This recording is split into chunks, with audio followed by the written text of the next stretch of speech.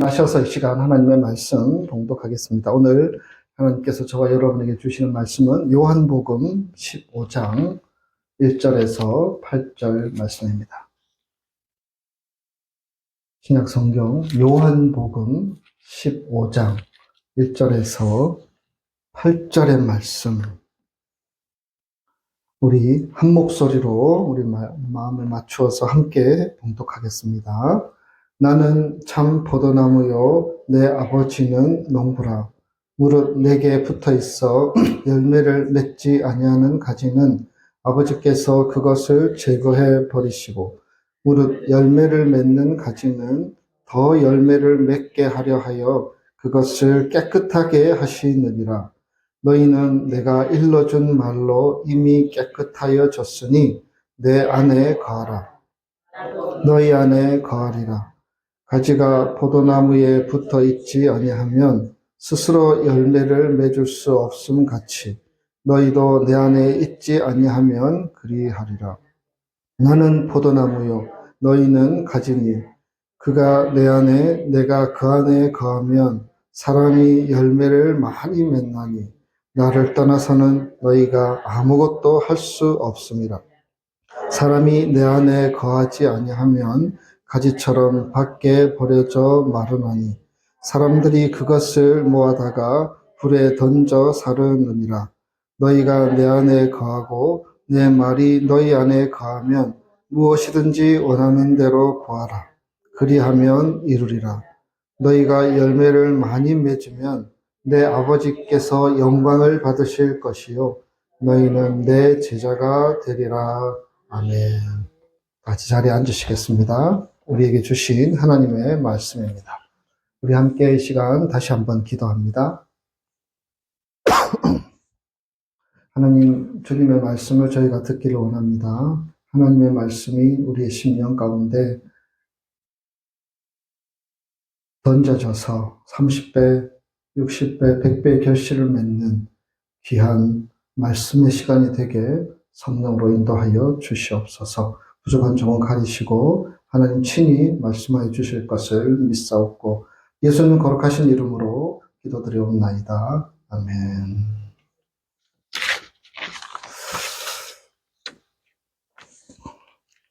몇 년 전 한국 뉴스를 봤었는데요. 그런 기사가 있었습니다. 전라남도 고창이라는 곳에서 포도나무를 심었는데 그 포도나무 한 그루에서 무려 4,500개의 포도송이가 열렸다고 합니다. 4,500개. 엄청난 열매가 아닙니까? 그 포도나무는 한국으로 하자면 300평, 한 4분의 1 에이커 정도 되나요? 그런 어떤 공간을 차지하고 있는 나무였습니다. 포도나무 한 그루가 그렇게 많은 곳을 차지할 수는 없지요. 여러 가지 보조시설을 이렇게 만들어서 덩굴들을 이렇게 쫙 퍼질 수 있도록 해서 무려 4,500개의 열매를 맺게 했다라는 기사를 보았습니다. 뿌리를 내린 한 나무에서 수천 개의 포도송이가 난 것입니다. 여러분, 포도 열매를 잘 맺기 위해서 제일 중요한 것은 나무의 건강 상태입니다. 이 나무가 건강해야지 그 건강한 곳에서 나오는 자양분을 먹고 포도송이가 건강하게 맛있게 그렇게 맺을 수 있다는 것입니다. 여러분, 그 포도원 주인은, 고창에 사는 그 주인은 이 나무가 건강할 수 있도록 하기 위해서 정말 최선을 다했습니다. 그래서 그 기사가 난 것을 제가 보았는데요. 숯가루를 뿌려서 땅의 독소를 제거하고 참나무 톱밥을 뿌린 토양이나 또 참나무 톱밥을 뿌려서 토양이나 공기 중에 유익균을 잘 공급할 수 있도록 했다고 합니다. 버섯돼지, 쌀겨가루 이런 것도 뿌렸다고 합니다. 그게 무슨 도움이 될까 생각할 수 있는데 그게 영양분이 된다고 하더라고요. 심지어는 전복 껍데기를 가마에 구워가지고요, 가루로 만들어서 그 나무에 영양제로 주입을 했다라고 들었습니다. 토양과 환경을 최적으로 조성하니 나무가 건강하게 되었고요. 제가 알기로 그 기네스북에 포도송이가 올라와 있는 그 개수가 뭐 3천 몇백 개라고 들었는데 아마 조만간 이 나무도 기네스북에 올라갈 만큼 그런 많은 포도송이를 맺었다는 사실이었습니다. 여러분, 포도 열매는 절대적으로 나무가 중요합니다. 어떤 나무냐에 따라서 포도송이의 질이 달라질 수 있습니다. 나무가 건강해야지 좋은 열매를 맺을 수 있습니다. 그래서 그 주인은 정말 최선을 다해서 자기가 아는 모든 지식을 다 동원해서 좋은 나무를 만들기 위해서 애를 썼던 것을 보게 됩니다. 그런데 나무가 건강해도요, 이 가지가 또 문제가 생길 수 있습니다. 이 가지가 나무에 잘 붙어 있으면 좋은데 또 그렇지 않은 상황들이 있을 수 있다고 합니다. 상태가 좋지 않은 가지들, 상태가 좋지 않은 가지들은 그 가지 때문에 다른 가지들조차도 열매를 맺지 못하게 방해할 수도 있다고 합니다. 그래서 죄송합니다. 이 포도원 주인에게 있어서 중요한 것이 가지치기 작업을 해야 합니다. 정지 작업을 해야 합니다. 어떤 가지는 이유도 모르게 그냥 길게만 이렇게 난 가지가 있다고 합니다. 그런 가지가 있으면 그 가지를 빨리 잘라 주어야지 다시 건강하게 자라서 포도송이를 맺을 수 있다고 합니다. 또 어떤 포도송이의 가지는요, 이 가지가 이 세력을 넓혀가지고 이렇게 정상적으로 쭉 자라야 하는데 세력이 더 커져서 다른 가지가 자라는 것을 딱 막아버리는 가지도 있다고 합니다. 빨리 잘라 주어야 하지 않겠습니까? 또한 어떤 가지는 두 가지가 똑같이 자라가지고 방향이 딱 겹치는 가지도 있다고 합니다. 그래서 그런 가지들은 빨리 잘라주고 바로 자랄 수 있도록 도와주는 것이 이 농부가 해야 하는 일이라고 들었습니다. 그래서 이런저런 노력을 통해서 그 가지 하나하나가 정상적으로 잘 자랄 수 있도록 도와주는 것이 이 농부가 해야 될 중요한 역할이라는 얘기를 듣게 됩니다. 자르지 않으면, 정리를 하지 않으면, 가지치기를 하지 않으면 가지가 제대로 자랄 수 없기 때문에 그렇게 한다는 말씀입니다. 우리는 요한복음의 말씀을 오늘 읽었는데요. 신약 성경에서 요한복음은 특별히 예수님을 소개하는 내용들로 가득 차 있습니다. 여러분, 요한복음 보시면 아주 유명한 말씀들이 있습니다. 나는 누구다. 헬라어로 하자면 에고 에이미 이렇게 표현하는데요. 나는 누구라고 제자들에게, 사람들에게 소개하는 말씀들이 많이 있습니다. 여러분 아는 것들이 있으십니까? 예를 들어서 요한복음 6장에 보면 오병이어의 기적을 행하시고 나서 나는 생명의 떡이다. 나를 먹어야 너희가 살 수 있다. 그렇게 말씀하십니다. 또 요한복음 8장에서는요. 나는 세상의 빛이다. 너희는 빛의 자녀다. 이런 말씀들을 하십니다. 그리고 요한복음 10장으로 넘어가면 나는 양들이 들어올 수 있는 양의 문이다. 그리고 뒤쪽으로 가면 나는 선한 목자다. 이런 말씀도 하십니다. 그리고 요한복음 11장에는 나는 부활이요 생명이다. 말씀하시기도 하셨고요.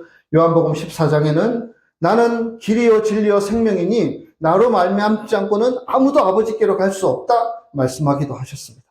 그리고 요한복음에서 예수님 자신을 소개하는 마지막 말씀이 오늘 본문 말씀입니다. 여러분, 예수님께서는 요한복음 15장에서 어떻게 자기를 소개하고 있습니까? 15장 5절을 보면 나는 포도나무다. 비유적인 표현이죠. 그리고 너희는 가지라. 그렇게 말씀하고 있습니다. 다른 말씀에는 예수님에 대해서 소개하는 것으로 끝이 났는데 이 요한복음에는 예수님은 포도나무고 그 예수님께 붙어있는 예수님을 믿고 사는 너희는 뭐라고요? 가지다라고 말씀해 주시고 있습니다. 예수님이 누구신지도 밝히고 있고요. 예수님을 따르는 사람들이 누구인지도 밝히고 있는 말씀입니다. 나는 포도나무이고 나를 믿고 따라가는 너희들은 가지다 라는 말씀 속에서 예수를 믿는 사람들의 신앙생활의 모습이 어떠해야 하는지를 보여주고 있는 말씀으로 여겨집니다.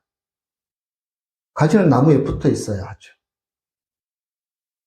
건강하게 붙어 있어야 합니다. 그래야지 건강한 열매를 맺을 수 있다라는 말씀입니다. 그런 것을 통하여서 오늘 본문 요한복음 15장에서는요, 이 가지가 해야 하는 아주 중요한 것이 무엇인지를 밝히고 있는데요. 성경 2절 말씀, 요한복음 15장 2절을 보시면 이렇게 기록되어 있습니다. 무릇 내게 붙어있어 열매를 맺지 아니하는 가지는 아버지께서 그것을 제거해 버리시고, 무릇 열매를 맺는 가지는 더 열매를 맺게 하려 하여 그것을 깨끗하게 하시느니라. 가지가 해야 될 일이 무엇입니까? 열매 맺는 것입니다. 또 15장 5절, 나는 포도나무여 너희는 가지니 그가 내 안에 내가 그 안에 거하면 사람이 무엇을? 열매를 많이 맺나니 나를 떠나서는 너희가 아무것도 할 수 없음이라. 8절 말씀에도 그렇게 기록되어 있습니다. 너희가 열매를 많이 맺으면 내 아버지께서 영광을 받으실 것이요 너희는 내 제자가 되리라. 열매를 맺어 제자가 되는 것이 가지로 예수님께 붙어있는 우리에게 주어진 가장 중요한 삶의 목표임을, 삶의 어떤 지향점임을 성경은 우리에게 알려주고 있습니다. 요즘은 포도나무를 다른 용도로도 많이 사용한다고 합니다. 포도나무가 이게 장식용, 관상용으로 많이 사용을 한다고 합니다. 그리고 나무도 그런 어떤 보기 좋게 만들기 위한 하나의 도구로 사용하기도 하는데요. 이 예수님 당시에는 이 포도나무는 오직 한 가지 용도밖에 없었습니다. 포도나무는 땔감용으로 쓸 수가 없다고 하네요. 땔감용으로 써버리면 이게 제대로 불도 붙지 않고 그렇게 되니까. 오직 포도 열매를 위해서 포도나무는 존재한다라는 것입니다. 그리고 그 열매를 맺기 위해서 가장 중요한 것, 우리가 서두에 말씀 나누었죠. 열매를 맺기 위해서 가장 중요한 것은 나무입니다. 나무가 중요한 것입니다. 처음에 언급한 고창의 그 포도나무처럼 나무가 건강해야지 열매를 많이 맺을 수 있다는 것입니다. 근데 여러분 요한복음 15장에서 말씀하고 계시죠. 나무가 무엇입니까? 나무가 누구입니까? 예수님이십니다. 나는 포도나무요 너희는 가지니, 예수님은 자기를 나무라고 표현하시고 너희들은 그 나무에 붙어있는 가지라고 분명히 말씀하십니다. 거기서 더 나아가서 요한복음 11장 1절에는 예수님을 참 포도나무라고 표현하고 있습니다. 참 포도나무. 여기서 참이라는 말은 그 말에 쓰여진 헬라 원어의 의미는 진실하고 참되다라는 의미를 담고 있습니다. 예수님은 진실하고 참된, 결코 변하지 않는 한결같은 우리의 포도나무가 되신다라는 것을 말씀해 주시고 있습니다.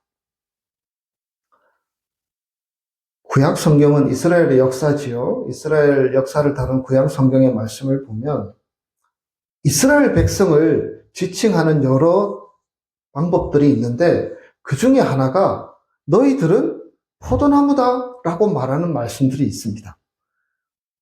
몇 가지 말씀을 살펴보면요. 호세아 선지자는 호세아 10장 1절에서 이렇게 말합니다. 이스라엘은 열매 맺는 무성한 포도나무라. 이사야 5장에서는 여호와의 포도원은 이스라엘 족속이요 라고 말하고 있고요. 예레미야 2장 21절에는 내가 너를 귀한 포도나무로 심었노라 라고 하시면서 이스라엘 민족 자체가 포도나무라고 비유하는 말씀들이 있습니다. 하나님은 포도농부로 비유되고 있습니다. 오늘 본문 15장 1절에도 말씀되어 있지요. 포도농부 대신 하나님께서 포도나무로 선택한 민족이 이스라엘 백성이며 이 이스라엘 백성들을 통하여서 자라나는 가지들을 통하여서 하나님이 어떤 분이고 하나님께서 그 가지들에게 어떻게 대하시고 그 나무를 어떻게 돌보시는지를 하나님께서는 말씀을 통해서 우리들에게, 성경을 대하는 자들에게 말씀해 주셨습니다. 그래서 이스라엘은 포도나무라는 말씀들을 구약에서 숱하게 찾을 수 있습니다. 근데 여러분, 이스라엘 너희들은 포도나무다라고 말씀하시는 그 말씀들을 보면 대부분 부정적으로 쓰여집니다. 너희가 포도나무 역할을 잘 못해. 내가 너희를 포도나무로 삼았는데, 내가 너희를 이스라엘 민족을 구원한 유일한 포도나무로 삼았는데 너희가 제대로 역할을 하지 못해.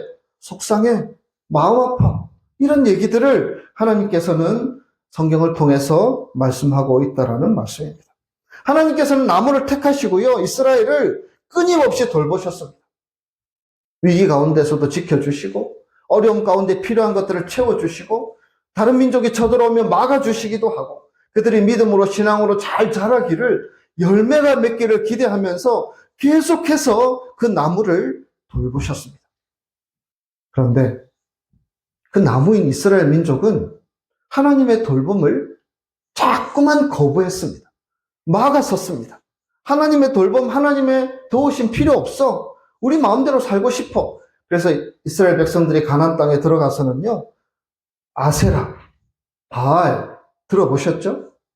그 가나안 땅에 사는 우상들입니다. 그 우상들을 통하여서 그들의 필요를 채우고자 했습니다. 바알 신에게 가서 절하고요, 아세라 신에게 가서 기도하고요, 풍요와 다산의 신인 그런 신들을 통하여서 자기들의 필요를 채우고자, 다르게 얘기하면 가지인 그 나무들이 하나님을 통해서 열매를 맺으려고 하는 것이 아니고 다른 우상들을 통해서 열매를 맺으려고 했다라는 말씀입니다. 하나님의 돌봄을 거부하니까 나무는 점점 시들어가고 가지도 점점 병들어갑니다. 영적으로도 병들어가고 겉으로 보기에도 이것으로 무슨 열매를 맺을 수 있을까? 이런 모습으로 점점 전락해 갑니다. 그래서 이사야 5장 2절 말씀에서는 이런 말씀들을 주시고 있습니다. 땅을 파서 돌을 제하고 극상품 포도나무를 심었도다. 이스라엘 백성을 말하는 것입니다. 그 중에 망대를 세웠고 그 안에 술틀을 팠도다. 좋은 포도 맺기를 바랐더니 뭐라고 되어 있습니까? 들포도를 맺었도다. 여러분, 들포도라는 성경의 표현은 먹을 수 없는 포도를 말하는 것입니다. 목적하는 열매를 맺지 못해 버려질 수 있는 포도가 이렇게 맺히게 되었다라는 말씀입니다. 하나님은 극상품 포도나무를 만들기 위해서 최선을 다해서 하나님의 도우심을, 하나님의 은혜를, 하나님의 위로를, 하나님의 간섭하심을 통해서 이 나무를 키우고 돌보려고 했지만 그것을 거절하고 은혜를 모르고 거부하는 이스라엘 백성들의 모습은 결국에는 다 시들어버린, 아무런 열매도 없는 그런 가지로 전락했던 것을 말씀은 밝히고 있습니다. 어쩌면 21세기 지금 시대에도요, 유대인들은 자기들이 하나님의 유일한 포도나무라고 생각하고 있는 것 같습니다. 그래서 제가 아는 선교사님들은 이스라엘 땅에 가서도 복음을 전하고 예수를 전하는 분들이 계신데 한 사람을 전도하기가 그렇게 어렵다고 합니다. 자기들이 갖고 있는 그런 유일신 신앙, 그런 선택된 민족, 선민 사상들이 뼈속 깊이 박혀 있어서 하나님은 그런 방식으로 그들에게 다가가지 않고 구원하기를 원하시는데 그 하나님의 방식들을 거절하고 있는 유대인들의 모습을 오늘도 우리는 보게 됩니다. 그래서 하나님께서는 오늘 요한복음 15장 1절에서 분명하게 밝히고 있습니다. 나는 참 포도나무요, 내 아버지는 농부라. 여러분, 내가 누구입니까? 예수님입니다. 내가 포도나무다. 이 이스라엘 민족을 통해서 가지를 뻗치고 열매를 맺는 것이 아니라 이제 하나님께서 택한 포도나무는 바로 나다. 예수 그리스도다. 그래서 그 예수 그리스도를 통해서 열매를 맺고 뻗치게 되고 자라가게 되고 결실하게 된다라는 것을 성경은 분명히 말씀하고 있습니다. 하나님께서 그것을 택하셨습니다. 예수님을 택하셨습니다. 우리 인생들을 구원하고 그것을 통해 하나님의 뜻을 펼치고자 하나님이 택하신 참 포도나무는 누구라고요? 예수 그리스도다 라고 말씀해 주십니다. 그래서 여러분, 우리 인생들은 예수님께 붙어 있어야 합니다. 예수님께 꼭 붙어 있어야 합니다. 그래야만 우리는 결실을 맺을 수 있고 열매를 맺을 수 있습니다. 다른 것은 다 필요 없습니다. 우리가 어떤 좋은 가문에서 태어났든지, 우리가 만남을 통해서 수고를 통해서 어떤 삶의 열매를 거두게 되었든지, 우리가 어떤 능력이 있고 어떤 지식이 있든지 중요하지 않습니다. 우리 인생에 있어서 가장 중요한 것은, 가진 우리가 해야 하는 것은 포도나무에 잘 붙어 있는 것입니다. 그래야만이 열매를 맺을 수 있고 그래야만이 결실하게 될 수 있다는 것입니다. 처음에 말씀드린 것처럼 가지로 대변되는 우리 인생에 있어서는요, 어떤 나무에 붙어 있는 것이 결정적인 영향을 끼칩니다. 그런데 주님께서 분명히 그렇게 말씀하고 있습니다. 나에게 붙어 있어야 돼. 나를 꼭 붙들어야 돼. 나와 함께 있어야 돼. 지금 요한복음 15장에서는 그 말씀을 우리에게 주십니다. 내게 붙어 있지 않으면 너희가 필요한 것을 누릴 수 없어. 나에게 붙어 있지 않으면 너희가 맛볼 수 없어. 그 말씀들을 지속해서 주시고 있습니다. 예수 그리스도는 하나님께서 우리를 위해서 선택하신 극상품 포도나무입니다. 그분께 잘 붙어 있어야만이 우리 인생이 꽃이 피고 열매 맺는 삶을 살아갈 수 있다는 것입니다. 예수님께서는요, 열매 맺는 삶에 대해서 5절에서 이렇게 말씀하고 있습니다. 여러분 5절 말씀 우리 함께 읽겠습니다. 나는 포도나무요 너희는 가지라. 그가 내 안에 내가 그 안에 거하면 사람이 열매를 많이 맺나니 나를 떠나서는 너희가 아무것도 할 수 없습니다. 아멘.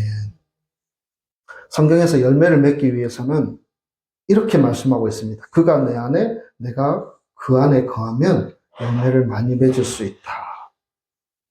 여러분 이 말씀은 무슨 말씀입니까? 우리가 예수님 안에 거하고 예수님이 우리 안에 거하면 열매를 맺을 수 있다는 것입니다. 다시요.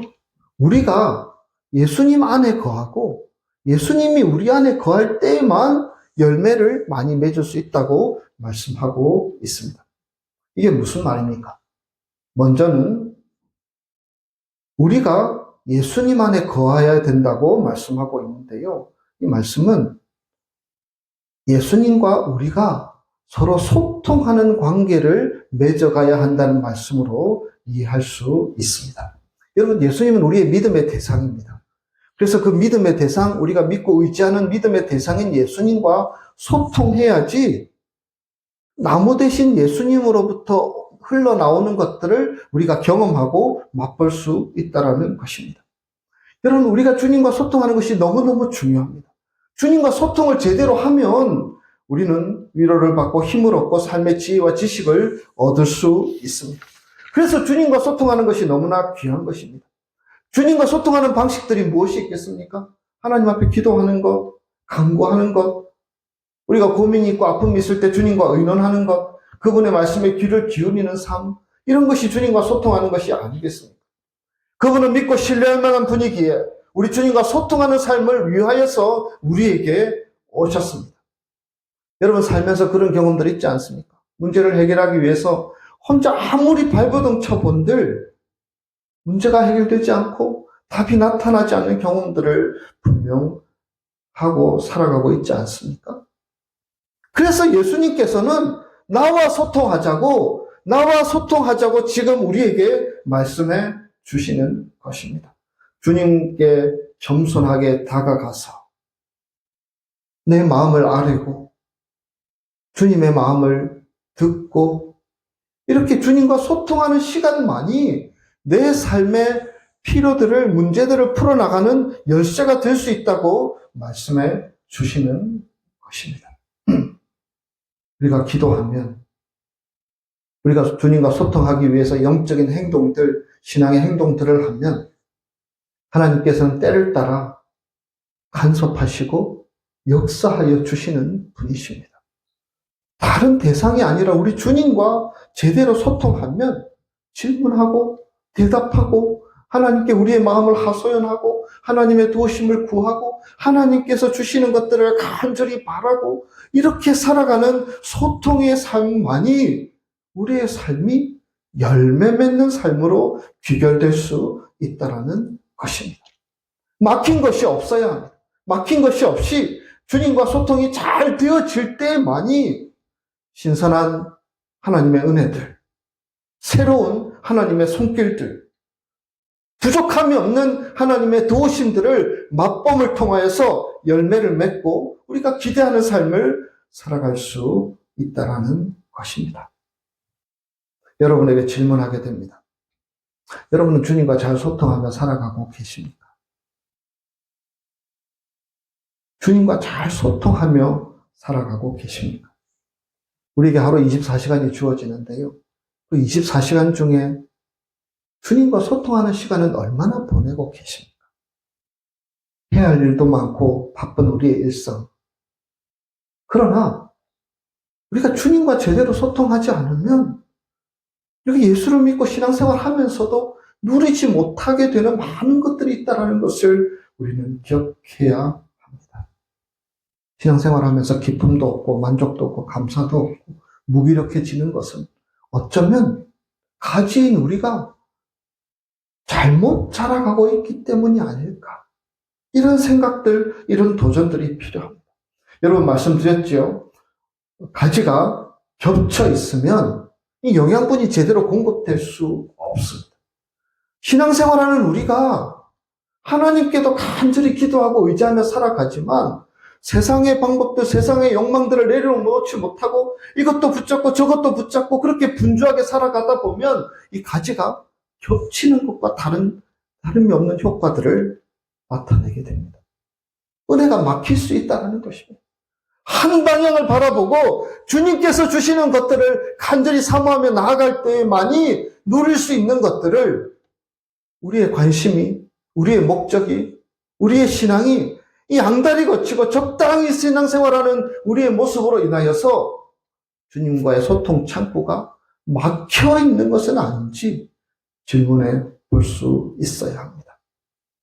여러분, 내 삶에 있어서 나의 영향력이 더 세력이 커서 그 세력이 주님께서 도와주시는 것을 덮어버리는 일들이 있을 수 있습니다. 우리 주님은 나의 삶의 주인이십니다.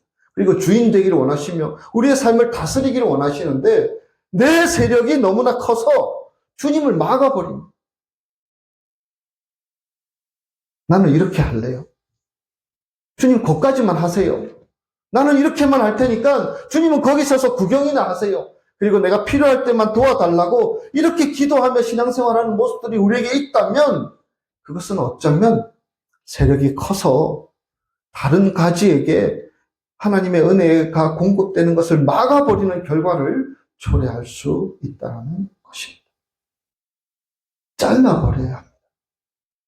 하나를 제거해야 합니다. 정리를 해야 합니다. 그래야지 제대로 주님과 소통할 수 있으며 제대로 주님 앞에 나아갈 수 있다는 것입니다.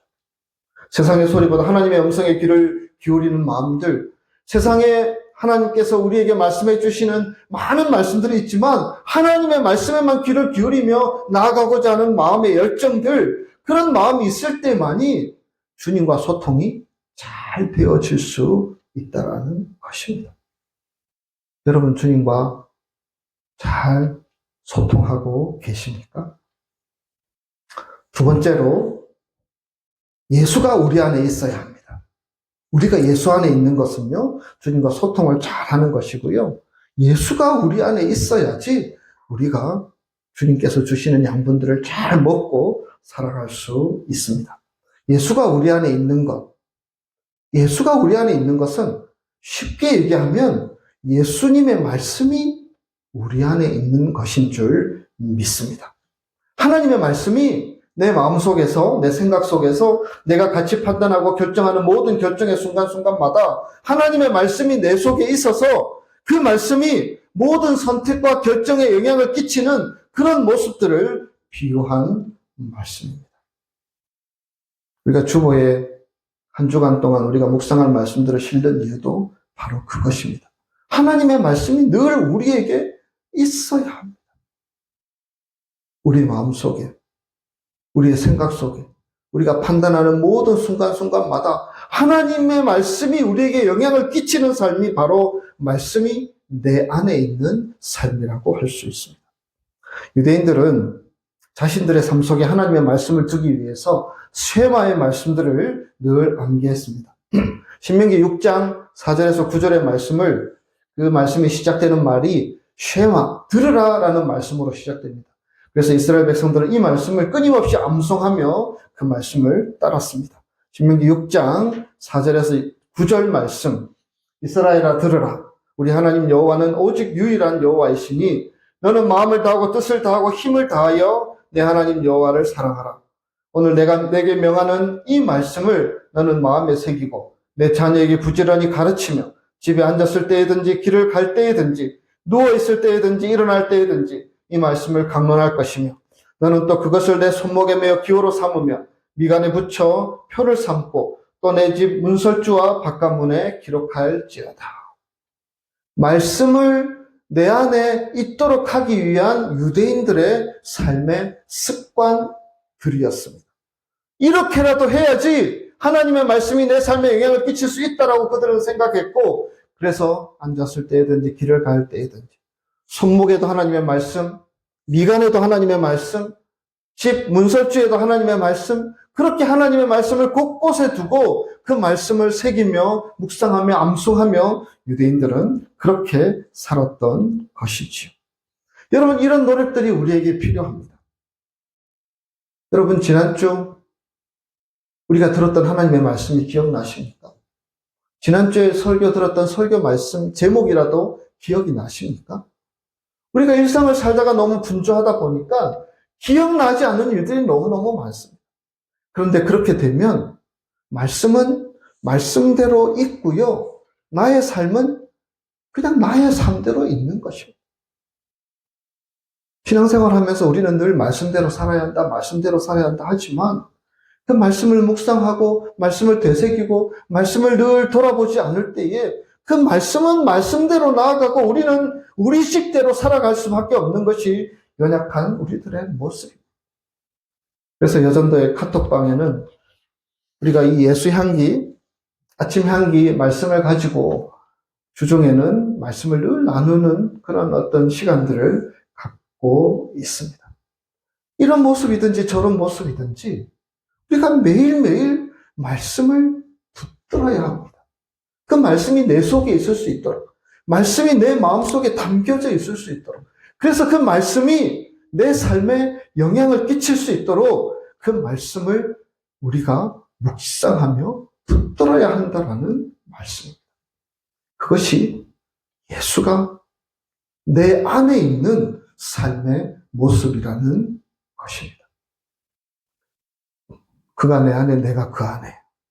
여러분, 예수님과 소통하는데 익숙할 수 있는 저와 여러분이 될 수 있기를 주님의 이름으로 축복합니다. 예수님과 소통하는 것을 막아서는 것들이 무엇이 있는지 돌아보고 더 잘 소통하기를 원합니다. 기도할 수 있는 저와 여러분이 되시기를 소원합니다. 하나님의 말씀이 내 속에, 내 중심에, 내 마음에 자리하는 말씀으로 우리 가운데 있기를 원합니다. 평생 신앙생활을 해왔더라도요, 그 말씀이 내 삶에 영향을 끼치지 못한다면 우리 안에 예수는 없는 것입니다.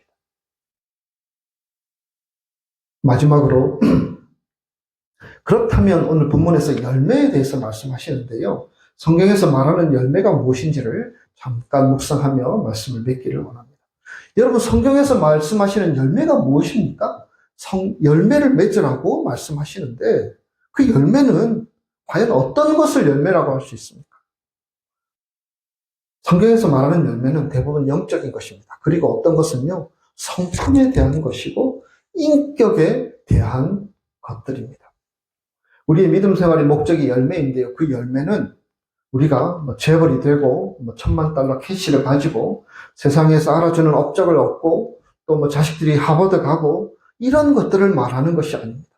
예를 들어서 갈라디아서 5장 22절, 여러분 잘 아는 말씀이죠. 성령의 열매, 오직 성령의 열매는 사랑, 희락, 화평, 오래 참음, 자비, 양선, 충성, 온유, 절제다. 이 같은 것은 금지할 법이 없다라고 말씀하고 있습니다. 예수님께 잘 붙어 있어서 우리가 맺어야 할 열매는 다른 것이 아니라 이런 영적인 성품들, 인격들을 우리에게 도전하고 있습니다. 우리에게 이런 것들을 가지고 기도하라고, 이런 열매를 맺기 위해서 힘쓰라고 주님께서는 도전하고 계십니다. 어쩌면 우리 인생을 다 잘 살고 나서 끝나게 되었을 때, 주님 앞에 갔을 때, 누군가가, 나 노벨상 받았어요. 나 이런 일들을 이루었어요. 이렇게 말할지도 모릅니다.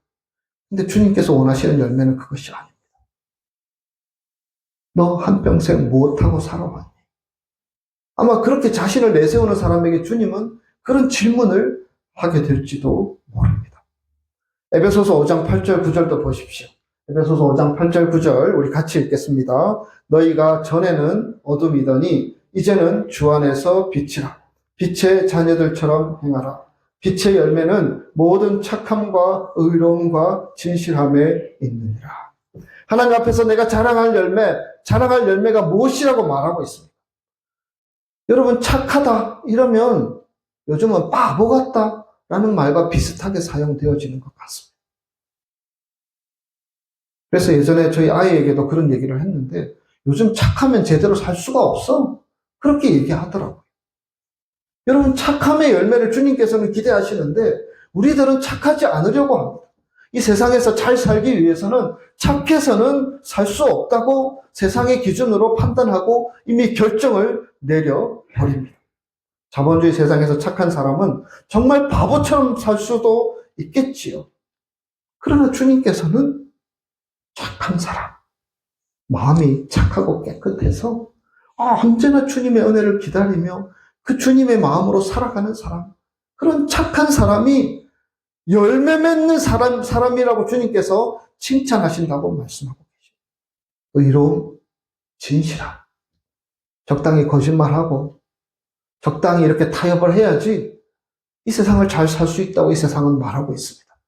그러나 오직 진실함이 빛의 열매, 신앙의 열매라고 말하고 있습니다. 여러분은 진실하십니까? 주님 앞에 진실하십니까? 사람들이 그렇게 말하더라고요. 나는 주님 앞에 진실해. 그런데 주위에 있는 사람들, 아내도 속이고 아이들도 속이고 다 속이며 살아가는 사람들이 어떻게 주님 앞에 진실한 사람이라고 할 수 있겠습니까? 주님 앞에 진실하고 사람 앞에 진실한 사람들이 열매 맺는 사람이라고 예수님께서는 말씀해 주시고 있습니다. 여러분, 우리가 이런 열매를 맺기를 기도할 수 있기를 원합니다. 왜냐하면 우리는 그리스도인이기 때문입니다. 예수님께 붙어 있는 사람들이기 때문입니다. 예수님께 붙어 있는데 우리가 세상의 열매를 가지고 자랑하고 떠벌리고 그렇게 내세우는 어리석은 사람이 되어야 할 것이 아니라 내가 주님 안에서 이런 성령의 열매, 빛의 열매 맺었습니다. 이렇게 누군가에게 도전이 되고 누군가에게 말해줄 수 있는 사람, 그 사람이 참으로 열매 맺는 아름다운 모습인 줄 믿습니다. 소원하기는 우리 주님께 꼭 붙어 있으시기 바랍니다.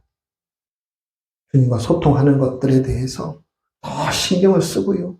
하나님, 제가 주님과 더 잘 소통하기 위해서 어떻게 해야 하는지 자꾸 주님 앞에 질문하시기 바랍니다. 그리고 말씀을 내 마음속에 담아두기 위해서 내가 어떻게 말씀을 가까이 해야 되는지를 고민하고 기도할 수 있는 저와 여러분이 되시기를 소원합니다. 그래서 세상의 열매가 아니라 하나님이 원하시는 그 열매들을 맺어 나갈 수 있는 저와 여러분이 되시기를 주님의 이름으로 축복합니다. 함께 기도하겠습니다.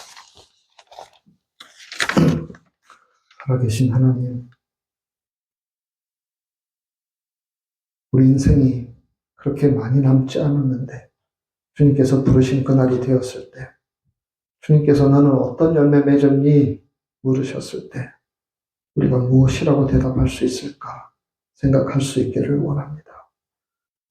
우리가 주님께 잘 붙어 있어서 더 힘써 주님과 소통하게 하시고 하나님의 말씀을 내 마음 중심에 잘 담을 수 있도록, 그래서 나의 삶의 모든 일에 하나님의 말씀이 영향을 끼칠 수 있도록 그런 사람 되어서 착함과 의로움과 진실함의 열매들, 성령의 9가지 열매들 맺어나가는 저희들의 삶들이 되게 하나님 인도하여 주시옵소서. 믿사옵고 예수님 이름으로 기도드리옵나이다. 아멘.